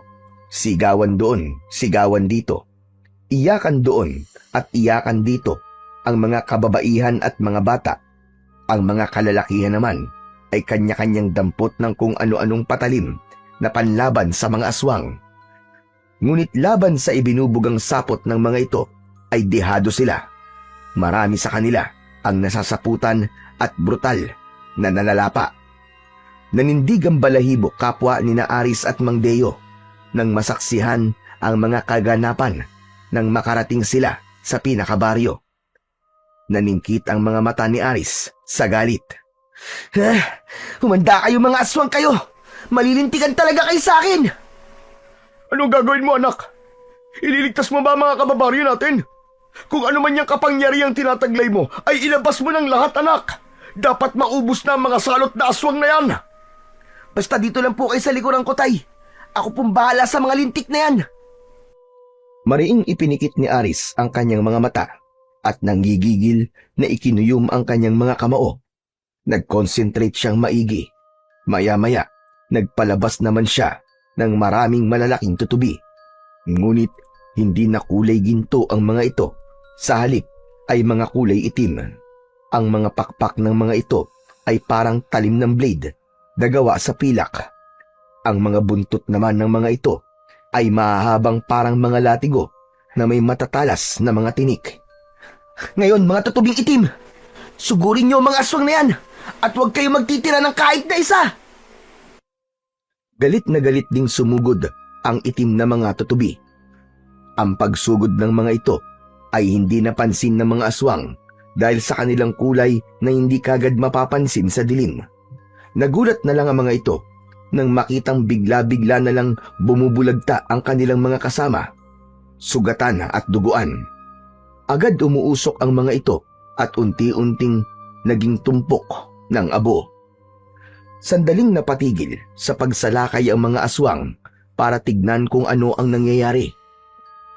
Nang napansin na nila sa wakas ang itim na mga tutubi, ay nagbulong-bulungan ang mga ito. Maya-maya, umalulong ang ilan sa kanila. Kaya pala ay nagtatawag ng iba nilang mas malalakas na mga kasama, pati na ang kanilang pinunong si Maruho. Nang sandali namang yun, ay narinig yun ni Ayefa na naririnig ang mga kaganapan dahil sa bukas nilang komunikasyon ni na Aris at nang gininto ang tutubi. Agad nitong sinabihan si Aris, bumulong ito sa isip ng binatilyo. Humanda ka, Aris. Tinatawag ng mga aswang na umaalulong ang mas malalakas pang mga aswang at ang pinuno nilang si Maruho. Huwag po kayong mag-alala. Ngayon din ay pupuntahan ko ang pinuno ng mga aswang. Mag-iingat ka, Aris. Hindi mo basta-basta matatalo si Maruho. Ang mabuti pa, hintayin mo na lang ang mga pinadala kong iba pang mutya kung gininto ang mga insekto. Sa tulong nila, ay mas madali mo siyang matatalo. Sumang-ayon na lang si Aris sa mga sinabi ni Ayefa, pero itinuloy pa rin niya ang balak na puntahan ng inaakala niyang si Maruho. Tay, sunod po kayo sa akin. Dali! Ano? Saan tayo pupunta, anak? Iiwanan mo ang kababaryo natin? Paano na sila? Walang magtatanggol sa kanila. May kailangan po tayong tapusin, Tay. Ang kanilang pinuno na walang iba kundi si Mang Teban. Ano? Si Teban? At paano naman magiging pinuno ng mga aswang ang taong yun? Naiisa ang mata. Baka nagkakamali ka lang, anak. Matagal ko nang kinala si Teban. Malabong isa siyang aswang. Hindi ako maaaring magkamali sa nakita ko, Tay. Ipinakita sa akin ng mutya kong gininto ang tutubi kung ano ang tunay niyang pagkatao. Siya si Maruho, na pinuno ng mga aswang. Nagpapanggap lang siyang tao. Maruho? Paanong... Huwag na kayong maraming tanong, Tay. Kailangan na natin siyang puntahan kaagad. Kailangan matapos na to para hindi po lalong kawawa ang mga kababaryo natin. Wala nang nagawa si Mang Deo nang itulak na siya ni Aris para kumilos. Ang mga itim na tutubi naman ay nagpatuloy lang sa pakikipaglaban sa mga aswang at sa pagtatanggol na rin sa kaawa-awang mga taga-baryo. Samantala, ang bahay naman ni Mang Teban na malapit din sa gilid ng kagubatan ay tahimik lang at parang walang anumang nangyayari. Hindi kasi ito sinasalakay ng mga aswang. Ngunit ang mga pinto at bintana nito ay saradong-sarado. Nasa loob ang kanyang buong mag-anak. Ang dahilan kung bakit hindi tinatangkang lumabas ni Mang Teban ay sa kadahilan ng nag-iba ang anyo nito. Takot siyang makita ng mga kababaryo niya ang kanyang anyo. Hindi naman natatakot sa kanya ang kanyang asawa at mga anak dahil naipaliwanag naman niya sa mga ito kung ano ang posibleng nangyari. At sa wakas ay nakarating si Aris sa tapat ng bahay ni Mang Teban. Oh, bakit pala rito sa mga kabahayan dito ng mga kamag-anak ni Teban ay wala man lang kahit isang aswang sumasalakay? Tahimik lang dito. Nakapagtataka. Paano po siya nga po ang pinuno ng mga aswang. Talagang di po sila sasalakayin ng mga aswang. Ibig mo ba sabihin? Aswang din ang mga kaanak niya, ganun ba? Malamang po, Tay. Sigurado po akong naroon sila sa mga aswang na sumalakay sa mga kababaryo natin. Kung ganun, ay malamang na nandun si Teban. Baka hindi lang natin napansin. Di sana hindi na po umalulong ang iba sa kanila para magtawag. Itay, kaya na naman kayo sa katatanong nyo eh. Diyan na nga muna kayo at sisiguraduhin ko lang ang bahay ni Mang Teban. Sigurado akong nariyan pa siya sa loob. Nararamdaman ko po ang singaw ng dugo niya. Naging marahas ang pagkilos ni Aris. Dire-diretso siya sa pinto ng bahay ni Mang Teban at galit na binalya ito ng ilang ulit habang pigil na mapasigaw. Katamtaman lang ang lakas ng boses niya. Mang Teban, alam ko nariyan ka sa loob. Lumabas ka rito. Harapin mo ako. Alam ko, may lihim kayong tinatago. Kayo si Maruho. Kayo ang pinuno ng mga aswang. Ngunit kahit anong pilit niya na balyahin at pagsabihan ni Aris si Mang Teban na harapin siya, ay hindi sumasagot ang huli. Naririnig niya ang pag-aalala ng asawa at mga anak nito. Nagmamakaawa pa man din ang mga ito kay Aris na wag sasaktan si Mang Teban sapagkat hindi raw totoo ang ibinibintang niya rito. Ngunit dahil naririnig pa rin ni Aris ang kaguluhan sa ibang parte ng baryo dahil sa pagsalakay ng mga aswang, ay nakaramdam siyang tapusin na ang lahat sa gabing yun. Kaya naman ay nawala na ang kanyang pagtitimpi. Lumabas na kayo riyan, Mang Teban! Kung ayaw niyong sapilitan ko kayong pasukin dyan, bibilangan ko kayo ng 3. Kapag hindi pa kayo lumabas para harapin ako, ay palalabasin ko na ang malalakas na mga kapangyarihan ng taglay kong mutya ng gininto ang tutubi at tatapusin kayo at ang buo niyong pamilya. 1, 2. Bago pa masambit ni Aris ang bilang na 3, ay nagmamadali ng binuksan ng asawa ni Mang Teban ang pinto at pinakiusapan siyang pumasok at kausapin si Mang Teban ng masinsinan at mahinahon. Pinagmadali silang pinapasok kasama si Mang Deo. Lumingalinga pa sa paligid sa labas ang asawa ni Mang Teban bago muling isinara ang pinto. Nang lumantad naman si Mang Teban sa paningin ni Mang Deo at Aris, ay pareho pa silang nagulat sa nakitang itsura nito. Teban? Ikaw ba talaga yan? Bakit iba ang itsura mo? Saka bakit ganyan kapupula ang mga mata mo? Teka, si Mang Teban po ba talaga kayo? Niloloko niyo ba kami? Pwes, makikita natin kung sino talaga kayo. Nag-concentrate si Aris at may kung anong pinaganang kapangyarihan ng kanyang mutyang tutubi na sumanib sa kanya. Nagkaroon muli ng parang mga screen ang kanyang mga mata. At doon nakita niya kung nasaan ang totoong si Mang Teban, pati kung sino ang gumagamit ng katauhan ni Mang Teban ay natuntun niya rin. Ah, kayo nga si Mang Teban. May ibang gumagamit ng katauhan niyo. Tama ka, Iho. Pinagpalit ng Maruho na yun ang mga katauhan namin. Yun ang dahilan kung bakit hindi ako makalabas ngayon para tulungan sana ang mga kababaryo natin laban sa mga aswang. Natatakot akong baka pagkamalan din nila akong aswang at ako sa halip ang sugurin nila. Sabihin niyo sa akin, Mang Teban, kung bakit nangyari to sa inyo. Ikinuwento naman ni Mang Teban ang lahat kay Aris, pati yung pagpapaubaya nito ng mutya ng gininto ang Batanlawang bilang kapalit ng kaligtasan ng kanyang mga anak, asawa at ng kanyang buong angkan.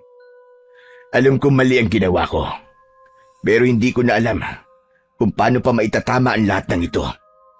Hindi ko na rin alam kung paano mababawi ang gininto ang Batanlawang sa hayop na Maruhong yun. Nang sandaling yon ay patuloy pa rin gumagana ang kapangyarihan ng mutyang tutubi ni Aris. Lumarawan sa kanyang muka na naguluhan siya bigla sa isa pang bagay na natuklasan tungkol kay Mang Teban na konektado sa sarili niyang pagkatao. Teka po, Mang Teban.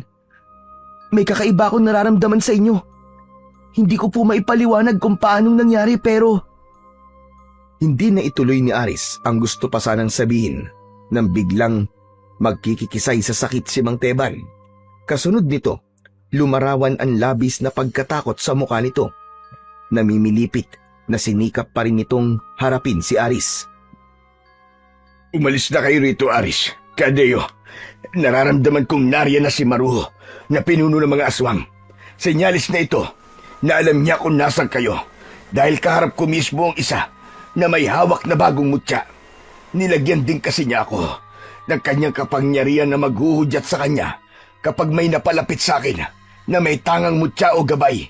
Dali na, Aris, tumakas na kayo. Sigurado akong aagawin din niya kung ano man ang nasayo. Hindi pwedeng lalo siyang lumakas. Pero, paano ka at ang pamilya mo, Teban, kung iiwan ka namin dito? Huwag niyo na kaming alalahanin. May sumpang binitiwan sa akin si Maru bilang kapalit ng mutya ng gininto ang Batanlawang. Hindi niya pwedeng kantiin ng kahit na sino sa mga kaanak ko at ang mga kaanak ng asawa ko. Lahat ng mga aswang ay hindi nila kami pwedeng kantiin. Kaya pala, ngayon ay naiintindihan ko na. Sige na, Kadeyo. Tumakas na kayo habang may oras pa. Ngunit lalabas pa lang sana sina Aris at Mang Deo ay naririnig na nila ang paparating na ugong ng nagmamartsyang mga aswang na sabay-sabay pang galit na umaatungal at sumisingasing. Teka, Aris anak, bakit narito na sila? Mukhang hindi sila napigilan ng pinalabas mong naglalaki ang mga tutubi. Malamang nga po, Tay. Tsak na tinalo sila ng malalakas na mga aswang na kasama ni Maruho. Pero humanda tayo, Tay. Hindi tayo dapat matakot. May ipinadala daw po ang diwatang si Ayefa para makatulong natin. Nasaan ang mga pinadala niya? Maghintay lang po kayo, Tay. At dito lang po kayo sa likod ko. O kaya naman, ay sumama na po muna kayo kina Manteban. Hindi naman po sila kakantiin ng mga aswang eh. Ganun nga ang ginawa ni Mang Deo. Takot na tumakbo at nakisiksik sa nagkukumpulang pamilya ni Mang Teban. Si Mang Teban, ang bale nasa harap na nakaharang ang mga kamay bilang pagprotekta sa kanila.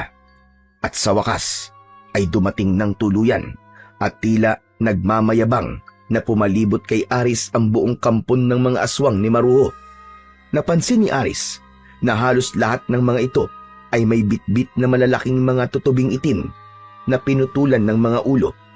Maging si Maruho mismo na nasa anyo ni Mang Teban ay may hawak na mga 3 itim na tutubi. Ano? Binatilyong may gabay na gininto ang tutubi? Ang mga ito ba ang ipinagmamalaki mo? Sisiw!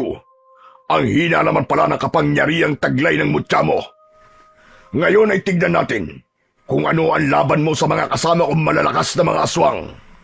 Maidagdag ko pa pala, matatalo rin kaya ng ginintuan mong tutubi itong ginintuan kong Batanlawang na sinaniban ng kapangyarihang itim ko? Kawawa ka naman. Kung ako sa'yo, ay hindi na ako lalaban pa. Kung ibigay mo na lang sa akin yung mutyang gabay mo at makipagsumpaan sa akin ng isang kasunduan. Sa ganung paraan ay hindi na kailangan magpakahirap ka pa na labanan ang puwersa ko. Tignan mo ang pamilya ni Teban.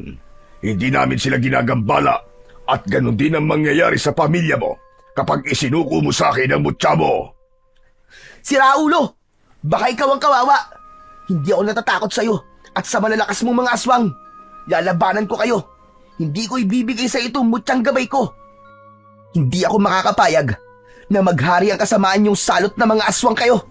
Wala kayong karapatang mabuhay sa mundo. Ganon na? Pwes, tignan natin kung sino ang walang karapatang mabuhay sa mundo. Ginagalit mo talaga ako. Humanda ka ngayon! Malakas na inihagis ni Maruho ang bitbit na malalaking patay na mga tutubi sa direksyon ni Aris. Dahil sa mabilis na kilos na yon ng pinunong aswang, ay hindi kagad nakaiwas si Aris. Nahagip ng matatalas na mga pakpak ng tutubi ang kaliwa niyang binti, kaya nagtamo kagad siya ng grabing sugat. Umagos ang masaganang dugo mula rito, ngunit sandali lang ay naghilom din kagad ang sugat na yon dahil sa kapangyarihang taglay ng kanyang mutyang gabay. Nag-concentrate si Maruho at binulungan ang ginintuang Batanlawang na kumakapit sa balikat nito.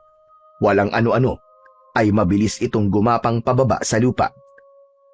Habang bumababa ay unti-unti itong dumadami at bawat isa ay unti-unti ring lumalaki na kasinlaki ng 4 na kamao ng isang adultong tao. Ang galamay din ng mga ito'y nagsihaba at tinubuan ng matutulis na mga balahibo. Kasabay nito, nagbago rin ang anyo, ang malalakas na mga aswang na pula na mga kasama ni Maruho. Naging mabangis ang itsura ng mga ito at ang mga bibig ay halos maglawa sa laway na kaagad nagiging malagkit na sapot sa hangin.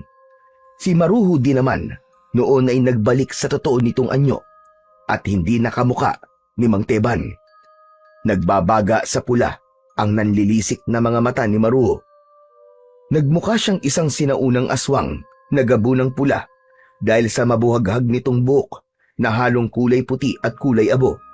Tinubuan din siya ng isa pang pares ng mga kamay sa tagiliran na pares din naman ng iba pang kasamang aswang. Ang lumalabas namang laway mula sa maumbok at pangilan niyang bibig ay kulay ginto at nagiging sapot din sa hangin.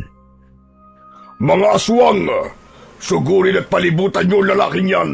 Sabay-sabay niyo siyang saputan. Ipalasap niyo sa kanya ang bangis ng ating lahi. Si Aris din naman ay nag-concentrate. Muli siyang nagpalabas ng mga tutubi. Ngunit sa pagkakataong ito ay mga tutubi namang sobrang liliit at sobrang bibilis lumipad.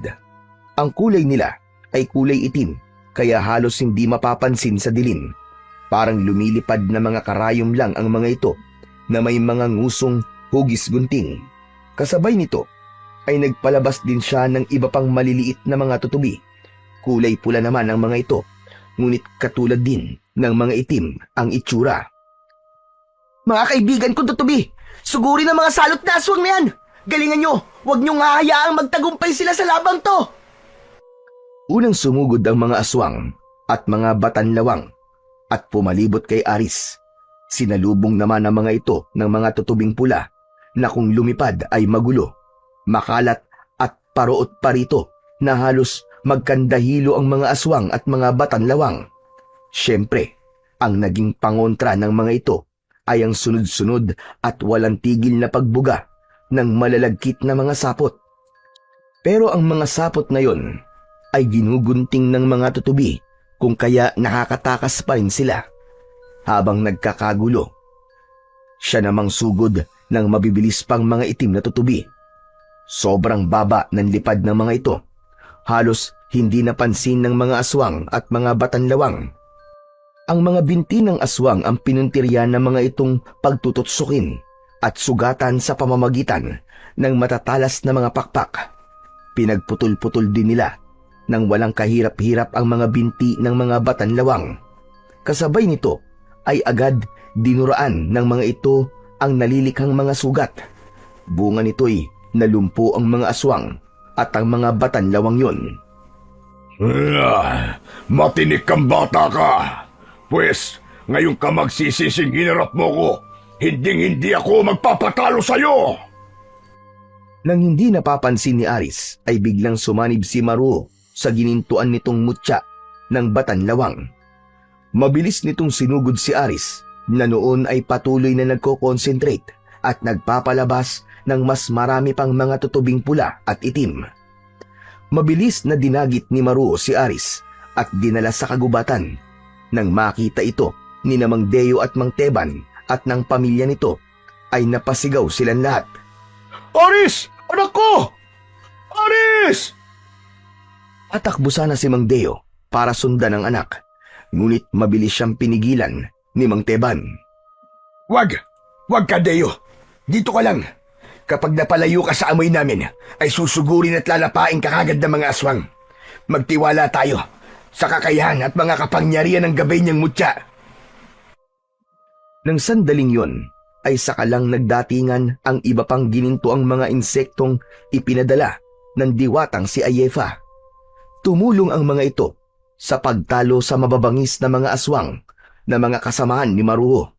Hindi pa ganong nagtatagal ay sa kanila naramdamang nanganganib si Aris. Kaya naman ay nagmamadaling hinanap ng mga ito kung saan dinala ni Maruho ang binatilyo. Ngunit hindi pa man nagtatagal sa pagpasok ng kagubatan ang mga ginintuang insekto, ay pabigla namang lumabas mula rito ang naging malahiganting ginintuang batanlawang ni Maruho. Tangay-tangay nito si Aris na nababalot ng kulay puting mga sapot at tila wala ng buhay. Katakataka namang hindi inatake ng gininto ang mga insekto ni Ayefa ang batanlawang. Sa halip ay nakitulong pa ang mga ito na alalayan ang katawan ni Aris. Nang makita ni Mang Deo ang nangyari sa anak, ay dali-dali niya tong tinakbo na naiiyak at halos mapahagulgol. Nooy katakataka ring isa-isang nagsiusok hanggang sa maging abo ang iba pang mga aswang sa paligid at napakarami pang mga tutubing pula at itim ay pumalibot lahat kay Aris. Ang anak ko! Ano nangyari sa anak ko? Hindi pwede! Hindi pwedeng wala na ang anak ko! Aris, anak! Lumapit na rin sa kanila si Mang Teban at ang pamilya nito at ang pinakahuling dumating ay ang kumikinang-kinang na diwata na si Ayefa. Siyempre ay nagulat si Mang Deo, Mang Teban at ang buong pamilya nito nang mamataan ang paparating na diwata. Medyo takot na namamanghang nakatingin sila sa magandang diwata. Magsitabi kayo! Buhay si Aris! Teka, sino ka? Paano mong nasabing buhay ang anak ko? Ako ang diwatang si Ayefa na nagkaloob ng mutyang gabay na gininto ang tutubi kay Aris. Sa akin din ang galing ang gininto ang batanlawang na ibinigay ko naman kay Mang Teban. Natalo ni Aris si Maruho sa pusod ng gubat dahil sa isang sumpa. Ano? Isang sumpa? Anong sumpa? Ang sumpang pinitiwan sa'yo ni Maruho, Mang Teban. Ha? Anong ibig mong sabihin? Si Aris ang nawawala mong anak, Mang Teban. Nalaman ko lang yun nang tangkaing napain ni Maruho si Aris. Noon din ay gumana ang sumpang mismong ang ginintuang batanlawang ko ang saksi. Noon din ay kagad na numbalik ang isip ng batanlawang ko. At sa halip ay binalingan nito at pinapa si Maruho na unti-unting nanghina dahil sa sumpa. Inutusan ni Ayefa ang mga tutubi sa paligid na pakawalan si Aris mula sa mga sapot ng batanlawang na nagsilbing proteksyon ng binatilyo mula sa mga kalmot at kagat ni Maruho. Matapos matanggal ang lahat ng sapot ay agad na nagkamalay si Aris. Nagtatakang bumangon siya at inalala ang mga nangyari. Doon natapos ang pakikipaglaban ni Aris sa mga kampong aswang ni Maruho sa tulong ng kanyang gabay na gininto ang tutubi. Nang gabi rin yun ay nalaman niya ang tunay niyang pagkatao at kung sino ang tunay niyang ama. Niyakap ni Mang Teban si Aris ng mahigpit. Pinagalitan pa nito si Mang Deo na itinago rito ang lahat sa loob ng maraming panahon. Humingi naman ng tawad si Mang Deo kay Mang Teban kung pinilit niyang ilayo ang loob ng anak sa huli dahil ayaw niyang matuklasan itong si Mang Teban ang tunay nitong ama. Dahil siya ay baog, ay gusto lang niyang maranasang magkaroon ng ituturing na tunay na anak. Pinatawad naman ni Mang Teban si Mang Deo. Ang mahalaga raw ay may dahilan kung bakit nangyari ang lahat. Kung hindi raw nangyari yun, ay baka hindi raw nila natalo ang hukbo ng mga aswang ni Maruho. Matapos yun, nagpasalamat din sila sa diwatang si Ayefa dahil sa pagkakaloob sa kanila ng mga gabay na mutya. Sa huli, nanatili si Aris sa piling ni Mang Deo bilang kanyang tumatayong ama, pero patuloy pa rin niyang kikilalanin si Mang Teban bilang kanyang tunay na ama at maging ang kanyang tunay na mga kapamilya.